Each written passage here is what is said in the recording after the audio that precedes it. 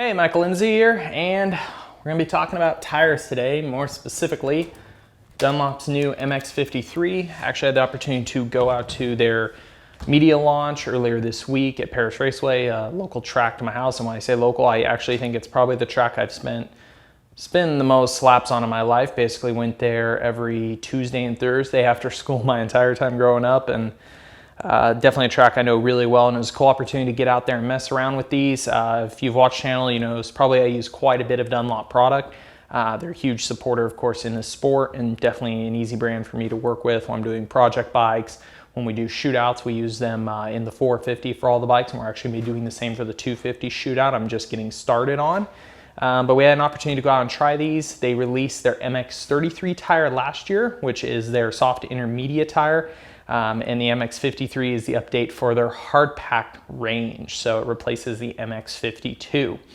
Now, I was pretty interested to try this because, to be bluntly honest, I never really used the MX52s much from their launch. I went to that launch event where they did the MX32 and 52 side by side, and I pretty much really fell in love with the 32, or what became later the 3S front and rear tire. And the only time I ever really found myself using their hard packed options was not even for true hard pack. Being I'm from California, you think I would find times to use it, but the compound, the feel, the characteristic of the tire, I just found most of the time I'd still really rather be on the 32 or the 3S, even when the conditions got bad. Starting that most of our tracks are well groomed in the morning, but hit that hard base by midday. Yeah, by the very end of the day, the 52s would have been somewhat useful, but just the way the character ran it out, we were always in them. So interested to try these to see if it could sway my opinion and find more usability out of the product. And clearly, talking to the Dunlop guys, that was the biggest focus with this product range, is they had realized it. They had, from the introduction of the Geomax tires back in the day, which was the MX31, the 51, and the 71, they used to have a lot more range, a little more specific conditions for each tires. And they used to see guys mix and match those a bit more depending upon what they were looking for and what they were riding. We move into the second generation of tire. It slims down to two offerings, the 32 and the 52. The 32 wasn't necessarily meant to be good in hard pack trains, but the way the blocking of the tire worked out, even the pros leaned to that. A1, Las Vegas, some of the most hard packed West Coast rounds, those guys were still running that style tread pattern. Especially around the race teams, they have access to a couple different compound options. They just like that tread pattern and how it worked throughout the day. Like for me, main reason I didn't ride 52s was mostly the front tire. I've never really been a big fan of a true hard pack front on a moto track, usually because of these sidewall knobs. They're usually aggressive enough in pattern that I feel like once you get into a good rut, that knob on the inside kind of grabs the inside of the rut, and it causes the front to move in the rut, tries to climb out, tries to hook the outside of the rut and stand up. And yeah, long ruts are my biggest struggle, and it just didn't make it easy, especially from mid to exit. Getting in was good because usually on California we don't have ruts that start early. We definitely get tracks prepped well enough. We get a good middle to exit shape rut, but sometimes we struggle getting a good deep entry, so you're kind of turning in still on a bit of flat material, a bit of a hard base. The hard pack tire would work well there because you'd roll it up onto the sidewall knobs that had good grip there. But as soon as I get in the rut, it was so hard to actuate and carry myself through the corner without the front tire just doing something weird that I didn't like. In the case of the MX52 rear, really didn't find a lot of situations I would use it. It's a lot more contact patch than the 33. The knob spacing's a lot tighter together. There's a lot more constant contact with the ground. It has a nice rounded character, but it was a tire that when it was loamy, it would pack up really easy with dirt in the center, and it just didn't have as good straight line traction as a 32. And like I said, in most conditions, the track never went far enough away that I wanted to run these. I did run, or not these, the 52. I used to run the 52s a lot actually in off-road conditions out here. I would run like a 52 front with an AT81 rear because if we're riding in the winter, we had good conditions. In the summer, all of our trails are so baked down hard pack. That hard pack tire was excellent. It had great durability. It had a pretty stiff feeling carcass. Overall, it was really good for that. So I found myself really only utilizing 52s on off-road riding. So coming to this, Dunlop did admit, big idea was to try to expand this tire a little bit back more towards the intermediate. I'll try to post in here but a link to their little chart of how they did it, or how they explained the range of their tires. But yeah, the The 33 for them is labeled as a soft to intermediate, but drags into those hard pack conditions. Instead of 52 is really straight hard pack, so with the 53, they're trying to bring it hard pack, but back into the intermediate a bit. Starting with the front tire, which is definitely what I was the most impressed with this day. We started at Paris in the morning. They actually prepped it better than normal, which kind of worried me at first because we were going to test the hard pack tire. They ripped it up really deep. It was really soft. You still get down to the base that we have out here in California, that DG. But yeah, we actually got good long enough ruts. I could test what I didn't like about the 52, the ability to roll through that corner, middle to exit. They've definitely relaxed the aggressiveness of the sidewall knobs, and it made that actuation a lot better. That middle to exit was way more consistent, much more like the 33 in feel. I didn't feel it try to grab the inside of the rut and climb out, not try to grab the outside of the rut and stand up as much. It was just much easier to roll and actuate that corner and carry it a little more mindlessly, if I had to give it a term. Like I had to think less about it and it just carried itself better. But what it really worked well on was entry. So Dunlop guys kind of made a big deal about the pattern up here, and they call it a horseshoe design. Basically, you have knobs that start out wide, they come down in, and then you have a center point knob. And they were talking about the contact patch and how this grips the ground under braking. And that was a pretty big difference for me coming from their 33 product, is that straight line braking feel. Tried, pushing a little bit deeper and deeper on the braking zones. I was really impressed at how much grip the tire kept. It wouldn't skid very easily, even if I tried to mid-braking kind of just give the brake lever a little bit of an extra dab to try to lock the front tire. It just wouldn't do it. It would continue to grip the ground so well. The front, the forks would kind of sink a little bit deeper in the stroke because of that traction that the front end was getting under braking. But where else I was really impressed is as I was braking and initiating into the corner, as I'd roll out of the brakes and start to kind of rotate the bike down off the horseshoe pattern, I thought I would feel a lot more drop away in performance. As I got off that pattern, I thought I would feel the bike start to lose traction at a greater rate, or I'd feel that fall off of braking performance. Yeah, it starts to roll away as you get off the horseshoe pattern, but it's not a drastic fall off. It's something that's very consistent, easy to understand, easy to kind of grasp as a rider. It's very consistent. And then where I really did enjoy this tire more than the 33 is that turn in when you don't already have a rut or a loamy berm to turn into, when you're still kind of turning in on a hard base and you haven't been able to quite get into a rut yet. This middle pattern into the outer edge is more consistent for me than the 33. Some people don't like the 33 front as much as the 3S, and I understand some of those faults. For me, I still do like the 33 front, but it does have positives over the 3S for me and a couple negatives. And one of those I've kind of struggled with since we went to the 33 for the conditions we ride out here. Cahuilla Creek MX, Glen Helen, Paris milestone tracks. Once again, they're ripped well in the morning. They have some fluffy berms, but we're always having a hard base and we don't have a lot to turn in on the corner, or we don't have much to bank off of early. Is a little bit of that turn lean in feel where the 33 would push a bit. The 53 had way better traction in those situations. It was a lot more confidence inspiring to turn in when there wasn't something already to bank off of. And the other thing that was really nice about both the front and the rear tires specifically is the pattern itself. They haven't tried to go so aggressive with the contact patch that the knobs on like the 52 were so close together, they didn't really shed loam. So if it was really soft in the morning and kind of sticky, it would pack up in the tire really quick, and then you would basically end up with a slick because this would be so tightly packed between the knobs. The knob design on this tire definitely sheds the dirt a little bit easier, and you don't feel it pack up as much as the 52.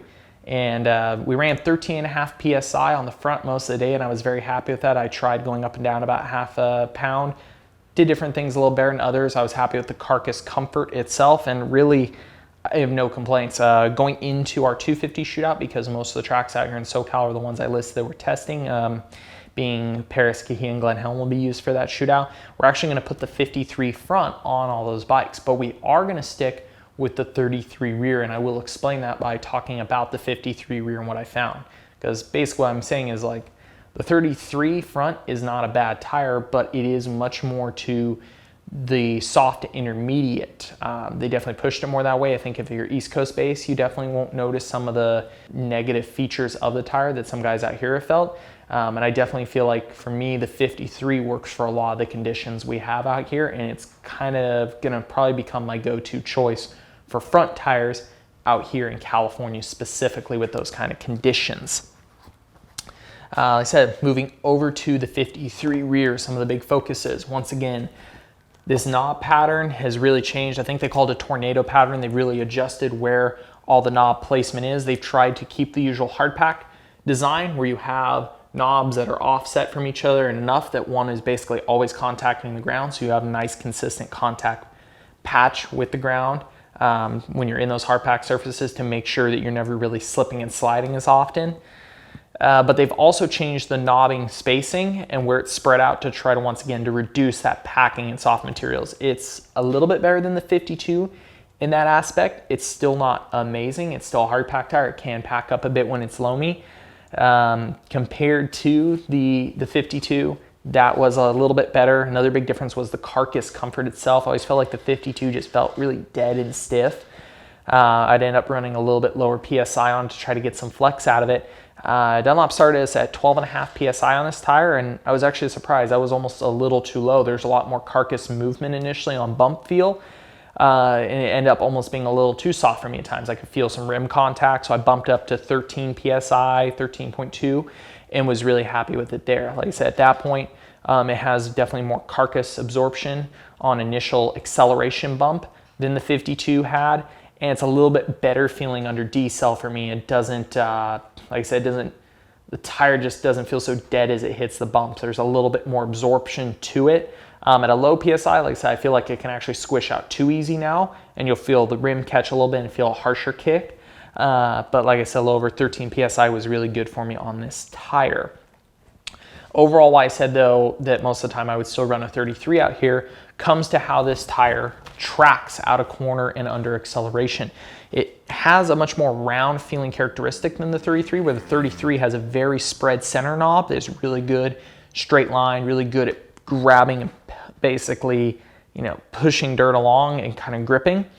And then it's got a sidewall knob set that looks a lot more like a hard pack tire. It's a lot more tighter together.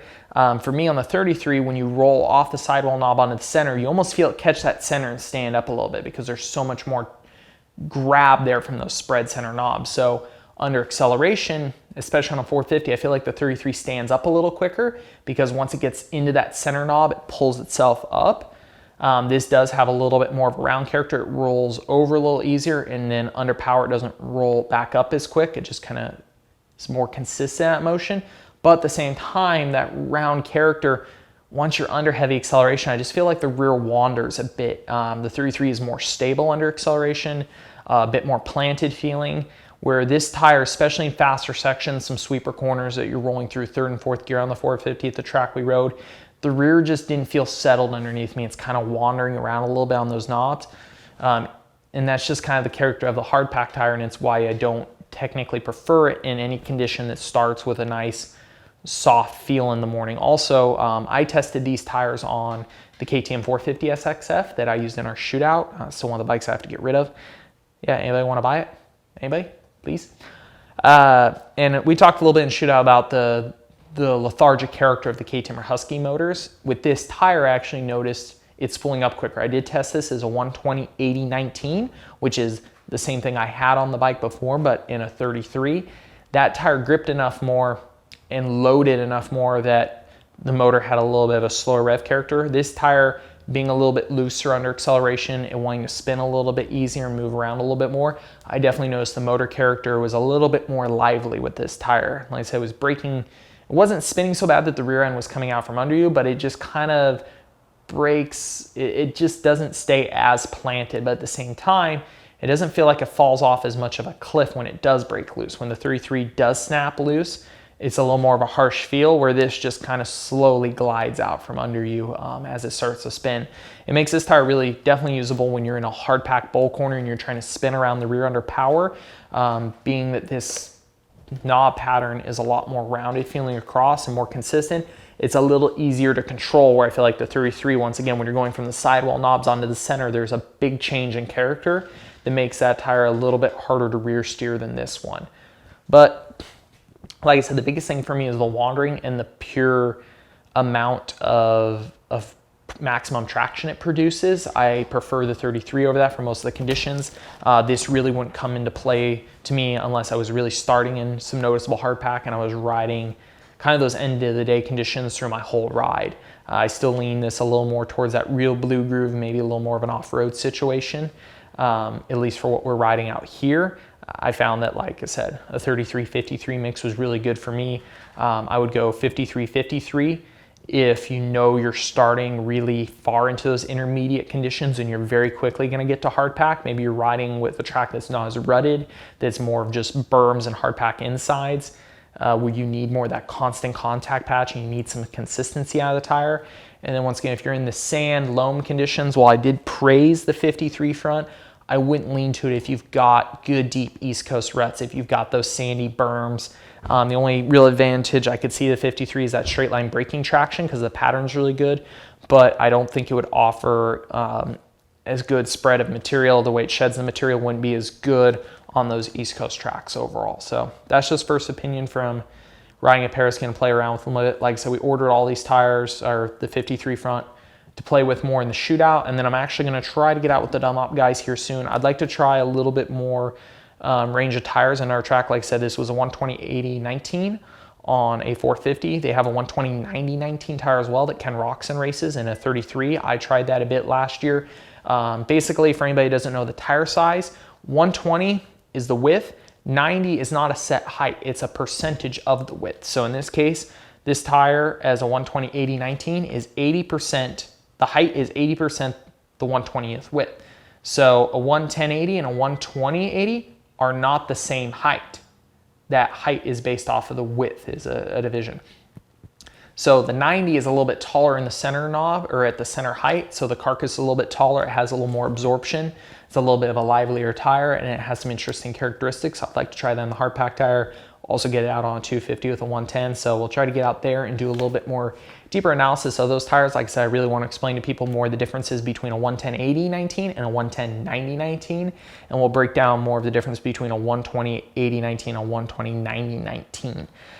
These tires, like I said, they just launched them with us. I think we rode them on Tuesday morning, and they are supposed to be in stock with retailers by like Tuesday, Wednesday next week. They were already starting to ship them out to the retailer. So in the case of this channel, check out chatmoto.com, throw in the code ML512 save at checkout. I think they should be up on their website sometime between Monday and Wednesday, I would say. So take a look out there. As soon as they pop up, I'll try to throw it in the link below this video. If you have any other questions about motocross tires in general, something you would like to see me try and test, as I said, I had the idea of what I want to do with the rear tires, but if you have something you would like to add to that, please throw it in the comments section below. I would like to take on more projects that you, the viewer, would of course like to see. Also, like I said, make sure you stay tuned. We are just getting ready to start on the 250 shootout. Tomorrow morning, I'm actually breaking in all of my bikes, getting them through that break-in period before we start the big group test towards the end of the week. And make sure you hit subscribe, give us a thumbs up, it would be awesome. Also, if you get a minute, check out the Patreon, patreon.com/ML512 is linked down there. We're doing a bunch of contests and giveaways through that. And thanks for watching.